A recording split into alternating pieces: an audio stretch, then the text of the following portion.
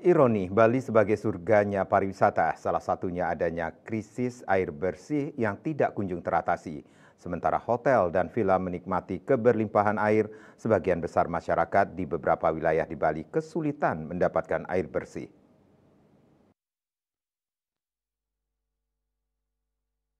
Karangasem adalah wilayah langganan krisis air bersih. Warga asal Banjardinas, Batu Madeg, Inyoman Sumerte mengungkapkan, setiap musim kemarau pihaknya selalu membeli air untuk memenuhi kebutuhan air bersih sehari-hari. Ketika memasuki musim kemarau, sebagian besar masyarakat Karangasem mengalami krisis air bersih, khususnya bagi warga yang ada di pegunungan. PDAM pun sejauh ini belum mampu melayani seluruh masyarakat Bumi Lahar untuk pemenuhan kebutuhan air bersih. Sehingga saat musim kemarau, warga mencari air di sumber mata air yang ada di wilayahnya dan ada juga yang membeli air tangki dengan harga yang cukup mahal agar kebutuhan air bisa terpenuhi.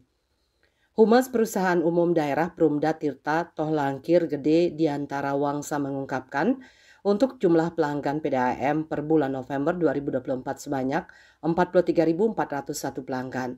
Di antara Wangsa mengatakan untuk pelayanan air bersih ke pelanggan tersebut, pihaknya memanfaatkan puluhan sumber mata air.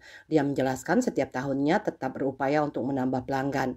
Upaya itu dengan cara menambah sambungan baru. Sementara itu, Kalak BPBD Karangasem Ida Bagus Ketut Arimbawa mengatakan pihaknya telah memetakan daerah yang berpotensi kesulitan air bersih saat memasuki kemarau. Dari 78 desa kelurahan di Karangasem, sebanyak 37 desa berpotensi kesulitan air bersih saat memasuki musim kemarau. Eka Parananda, Bali Pos melaporkan.